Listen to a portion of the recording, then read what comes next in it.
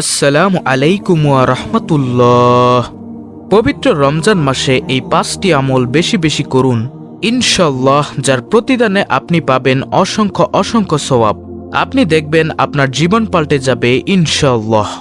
প্রিয় দর্শক, কোনো ব্যক্তি যদি পবিত্র রমজান মাসে রোজা রাখার পাশাপাশি এই 5টি আমল করতে পারে, মহান রব্বুল আলামিন তাকে অসংখ্য সওয়াব দান করবেন, তার গুনাহ মাফ করবেন, তাকে গায়বী খাজানা থেকে রিজিক দান করবেন, এছাড়াও তাকে অসংখ্য পুরস্কার দান করবেন। প্রিয় দর্শক, আজকের ভিডিওতে আমি যে 5টি আমলের কথা বলবো তার অর্থ ফজিলত সহকারে আমি আপনাদেরকে ভিডিওতে বলছি। মানে এই 5টি আমলের গুরুত্ব কি, কেন আপনাকে এই আমলগুলো করতে হবে, আর এই 5টি আমলের ফজিলত কি, অর্থাৎ কি লাভ হবে আপনার এই আমলগুলো করে, তাই আজকের ভিডিওতে আলোচনা করব। তাই প্রিয় দর্শক, আপনাদের কাছে আমার একটি অনুরোধ হলো, ধৈর্য সহকারে ভিডিওটি শেষ পর্যন্ত দেখুন, না টেনে। তাহলে ভিডিওটি দেখে এখান থেকে এই আমলগুলো করে আপনি অনেক উপকৃত হতে পারবেন ইনশাআল্লাহ। তাহলে চলুন শুরু করা যাক। প্রিয় দর্শক, পবিত্র মাহের রমজানের রোজা রাখার পাশাপাশি 5টি আমলের মধ্যে সর্বপ্রথম আমলটি হলো ওয়াক্তমতো সালাত আদায় করা। প্রিয় দর্শক, সালাত শব্দের অর্থ হচ্ছে নামাজ। ইসলামের 5টি স্তম্ভের মধ্যে সালাত হচ্ছে একটি। সালাতের গুরুত্ব: সালাতের মাধ্যমে বান্দা তার প্রভুর সঙ্গে সরাসরি কথা বলে, তাই সালাত আল্লাহর অনুগত্য লাভের জন্য একটি সুন্দর ইবাদত। একাগ্র মনে সালাত আদায়কারী নিজের ও সমাজের কল্যাণ ব্যতীত কোনো খারাপ কাজ করতে পারে না। এছাড়া সালাত অশ্লীল ও অন্যায় কাজ থেকে বিরত রাখে। জীবনের সব ক্ষেত্রে আল্লাহ ভীতিকে কাজে লাগিয়ে আল্লাহর বিধিনিষেধ মেনে চলা নামাজের অন্যতম প্রশিক্ষণ। কেননা আল্লাহর আদেশ ও নিষেধ মেনে চলার প্রশিক্ষণ নামাজের মধ্য দিয়ে অর্জন করা যায়। সালাত আদায় করার ফজিলত এবং উপকারিতা: নামাজ হলো জান্নাতের চাবি। নামাজের মাধ্যমে একজন মুসলমান নিজেকে আল্লাহর কাছে আত্মসমর্পণ করে। এই আত্মসমর্পণে আত্মিক দিক দিয়ে নামাজি ব্যক্তি শক্তিশালী হন। জামাতে নামাজ আদায় করা একাকী নামাজ আদায় করার চেয়ে 27 গুণ বেশি সওয়াবের। বুখারী শরীফ হাদিস নং 645, মুসলিম শরীফ হাদিস নং 640। নামাজ ফরজ ইবাদত হলেও নামাজ আদায়ের মূল উপকারিতা হচ্ছে অন্যায় ও অশ্লীলতা থেকে মানুষকে বিরত রাখা। তাহলে প্রিয় দর্শক, মাহে রমজানের রোজা রাখার পাশাপাশি 5টি আমলের মধ্যে এই হলো প্রথম নম্বর আমল, সালাত, অর্থাৎ ওয়াক্তমতো জামাতের সাথে নামাজ আদায় করা। আর মহিলাদের ক্ষেত্রে বাড়িতে নামাজ আদায় করা। শুধু রমজান মাস নয়, পুরোটি বছর জুড়ে জামাতের সাথে সালাত আদায় করা, তার বিনিময়ে আপনি পাবেন অসংখ্য সওয়াব এবং জান্নাত। তারপরে দ্বিতীয় নম্বর আমলটি হলো পবিত্র রমজান মাসে রোজা রাখা এবং সালাত আদায় করার পাশাপাশি কোরআন তেলাওয়াত করা। কোরআন তেলাওয়াতের গুরুত্ব: কোরআন তেলাওয়াত সব ইমানদারের সব সময়ের আমল, তবে রমজান মাসে এর গুরুত্ব আরও বেশি। সাহাবায়ে কেরাম, তাবেঈন এবং বুজুর্গনে দিন সবাই রমজান মাসে কোরআন তেলাওয়াতে বিশেষ গুরুত্ব দিয়েছেন। তাদের অনেকেই রমজানের অধিকাংশ সময় কোরআন তেলাওয়াতে কাটাতেন। দিনে স্বাভাবিকভাবে তেলাওয়াত করতেন আর রাতে তারাবি ও নফল নামাজে তেলাওয়াত করতেন। কোরআন তেলাওয়াতের ফজিলত: প্রিয় দর্শক, কোরআন তেলাওয়াতকারীদের জন্য রয়েছে 10টি ফজিলত। নম্বর 1, কোরআন তেলাওয়াতকারীদের আল্লাহ তাআলা পরিপূর্ণ প্রতিদান দিবেন এবং তাদের প্রতি অনুগ্রহ বৃদ্ধি করবেন। নম্বর 2, আল্লাহ তাআলা কোরআন তেলাওয়াতকারীদের মর্যাদা বহুগুণে বৃদ্ধি করে দিবেন। নম্বর 3, যারা কোরআন শিখে ও শিক্ষা দেয় সর্বশ্রেষ্ঠ মানুষ তারা। হাদিস শরীফে বর্ণিত হয়েছে, আলী ইবনে আবু তালিব রাদিয়াল্লাহু আনহু থেকে বর্ণিত, রাসূলুল্লাহ সাল্লাল্লাহু আলাইহি ওয়াসাল্লাম বলেছেন, তোমাদের মাঝে সর্বোত্তম সেই ব্যক্তি যে ব্যক্তি কোরআন শিখে এবং তা শিখায়। নম্বর 4, প্রতি হরফ তেলাওয়াত করলে 10 নেকি। হাদিসে এসেছে, আব্দুল্লাহ ইবনে মাসউদ রাদিয়াল্লাহু আনহু থেকে বর্ণিত, তিনি বলেন, রাসূলুল্লাহ সাল্লাল্লাহু আলাইহি ওয়াসাল্লাম বলেছেন, যে ব্যক্তি কোরআনের একটি হরফ পাঠ করবে সে একটি নেকি লাভ করবে, আর প্রতিটি নেকিকেই 10 গুণ বৃদ্ধি করে দেওয়া হয়।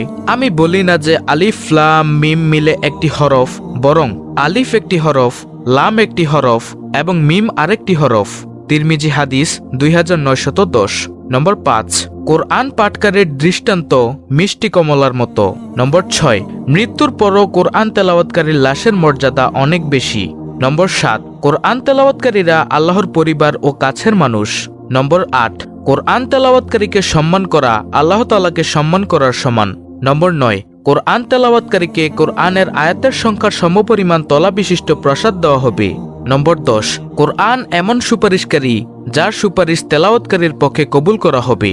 এই হলো মোট 10টি ফজিলত। তারপরে প্রিয় দর্শক, পবিত্র রমজান মাসের রোজা রাখার পাশাপাশি তৃতীয় নম্বর আমলটি হলো জিকির করা। জিকির করার গুরুত্ব। সব ইবাদতের রূহ হচ্ছে আল্লাহর জিকির। আল্লাহ তাআলা বান্দাদের সর্বাবস্থায় অধিক হারে তার জিকির করার নির্দেশ দিয়েছেন।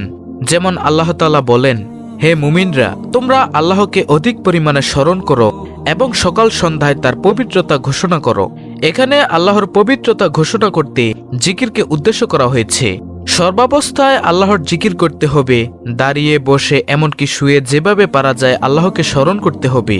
যেমন আল্লাহ তাআলা বলেন, যারা দাঁড়িয়ে, বসে এবং শায়িত অবস্থায় আল্লাহকে স্মরণ করে এবং চিন্তা গবেষণা করে আসমান ও জমিন সৃষ্টি বিষয়ে, তারা বলে, হে পারওয়ারদিগার, এসব নিয়ে অনর্থক সৃষ্টি করেননি। সূরা আল ইমরান আয়াত নম্বর 191। জিকির করার ফজিলত। জিকির অন্তরের মলিনতা দূর করে। শয়তান মানুষকে পাপ কাজে লিপ্ত করে, আর পাপের কারণে মানুষের অন্তর মলিন হয়ে যায়। জিকিরের মাধ্যমে হৃদয়ের এই মলিনতা দূর হয়ে যায়।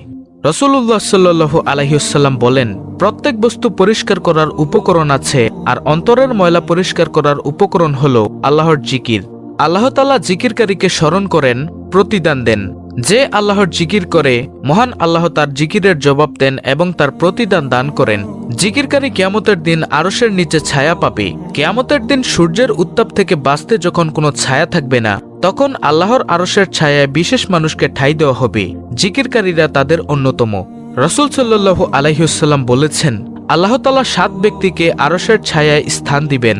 তাদের মধ্যে একজন হলেন ওই ব্যক্তি যে একান্তে আল্লাহকে স্মরণ করেছে এবং তার চোখ থেকে অশ্রু প্রবাহিত হয়েছে। বুখারী শরীফের হাদিস। সুপ্রিয় দর্শক, এছাড়াও জিকিরে রয়েছে অসংখ্য ফজিলত ও উপকারিতা, যা ভিডিওতে বলে শেষ করা যাবে না। পবিত্র রমজান মাসের রোজা রাখার পাশাপাশি 4র্থ নম্বর আমলটি হল ইস্তেগফার করা। ইস্তেগফারের গুরুত্ব। ইস্তেগফার আরবি শব্দ, এর অর্থ ক্ষমা চাওয়া, আবৃত্তি করা। ইস্তেগফারের মূল শব্দের সঙ্গে সম্পর্কযুক্ত শব্দ কোরআনে কারিমের 202টি আয়াতে 234 বার এসেছে।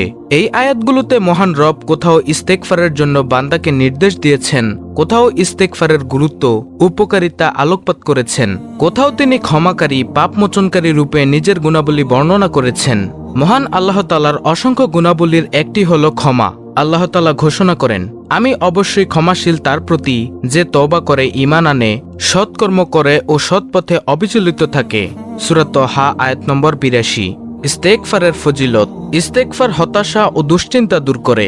প্রিয় নবী সাল্লাল্লাহু আলাইহি ওয়াসাল্লাম বলেন, যে ব্যক্তি তার পাপাচারের জন্য ইস্তেগফারের মাধ্যমে নিয়মিত আল্লাহ তাআলার কাছে ক্ষমা চাইবে, আল্লাহ তাআলা তার দারিদ্রতা দূর করে দিবেন, তাকে সব বিপদাপদ থেকে রক্ষা করে সচ্ছলতা ও নিরাপত্তা দান করবেন। সে আল্লাহর রহমতে এমন উৎস থেকে রিজিক প্রাপ্ত হবে যা সে চিন্তাও করেনি। প্রিয় দর্শক, এছাড়াও ইস্তেগফারের রয়েছে অনেক ফজিলত, যা বললে ভিডিও অনেক বড় হয়ে যাবে। আপনারা চাইলে ইসলামের আলো চ্যানেলটি ভিজিট করতে পারেন, যেখানে ইস্তেগফারের ফজিলত, আমল ও গুরুত্বের, ইস্তেগফারের আমলের অনেক ভিডিও রয়েছে। আপনারা চাইলে সে ভিডিওগুলো দেখতে পারেন, তাহলে আপনি ইস্তেগফার সম্পর্কে জানতে পারবেন। পবিত্র মাহে রমজানের রোজা রাখার পাশাপাশি আজকের ভিডিওর সর্বশেষ 5ম নম্বর আমলটি হল নবীজি সাল্লাল্লাহু আলাইহি ওয়াসাল্লামের প্রতি দুরূদ পাঠ করা। দুরূদ পাঠ করার গুরুত্ব। মহানবী সাল্লাল্লাহু আলাইহি ওয়াসাল্লামের নাম শুনলে তার প্রতি দুরূদ পাঠ করতে হয়। নবী সাল্লাল্লাহু আলাইহি ওয়াসাল্লামের প্রতি অগাধ ভক্তি, শ্রদ্ধা ও ভালোবাসার দাবি হলো তার প্রতি দুরূদ পড়া। এক্ষেত্রে ইসলামের বিধান হলো প্রথমবার নবীজির নাম শুনলে দুরূদ পাঠ করা ওয়াজিব, এরপর প্রতিবার পাঠ করা মুস্তাহাব। রাসূলুল্লাহ সাল্লাল্লাহু আলাইহি ওয়াসাল্লামের উপর দুরূদ পড়েন স্বয়ং আল্লাহ তাআলা ও তার ফেরেশতারা, তাই অনুরূপ নির্দেশ দেওয়া হয়েছে বনি আদমকেও। পবিত্র কোরআনে ইরশাদ হয়েছে, নিশ্চয়ই আল্লাহ ও তার ফেরেশতারা নবীর প্রতি দুরূদ পাঠ করেন। হে ঈমানদাররা, তোমরাও তার প্রতি দুরূদ পাঠ করো এবং বেশি পরিমাণে সালাম পাঠ করো। দুরূদ পাঠ করার ফজিলত। রাসূলের প্রতি দুরূদ পাঠের ফজিলত সম্পর্কে হাদিসে এসেছে। হযরত আবু হুরায়রা রাদিয়াল্লাহু আনহু থেকে বর্ণিত, রাসূল সাল্লাল্লাহু আলাইহি ওয়াসাল্লাম ইরশাদ করেছেন, যে ব্যক্তি আমার প্রতি একবার দুরূদ প্রেরণ করবে, আল্লাহ তাআলা তার উপর 10 বার রহমত বর্ষণ করবেন, তার 10টি গুনাহ ক্ষমা করে দিবেন, তার আমলনামায় 10টি নেক যোগ করে দিবেন এবং তার মর্যাদা 10 গুণ বৃদ্ধি করে দিবেন। সহিহ মুসলিম। হযরত আব্দুল্লাহ ইবনে মাসউদ রাদিয়াল্লাহু আনহু থেকে বর্ণিত হয়েছে, তিনি বলেন, রাসূল করিম সাল্লাল্লাহু আলাইহি ওয়াসাল্লাম ইরশাদ করেছেন, কিয়ামত দিবসে লোকদের মধ্যে ওই ব্যক্তি আমার অধিক নিকটতম হবে যে ব্যক্তি তাদের মধ্যে আমার প্রতি বেশি বেশি দুরূদ পাঠ করবে। তিরমিজি শরীফ। প্রিয় দর্শক, এই হলো পবিত্র রমজান মাসের রোজা রাখার পাশাপাশি আজকের ভিডিওতে বলা 5টি আমল। আল্লাহ রাব্বুল আলামিন আমাদের সকলকে পবিত্র মাহের রমজানে এই 5টি আমল সহিহ শুদ্ধভাবে করার তৌফিক দান করুন। আমিন।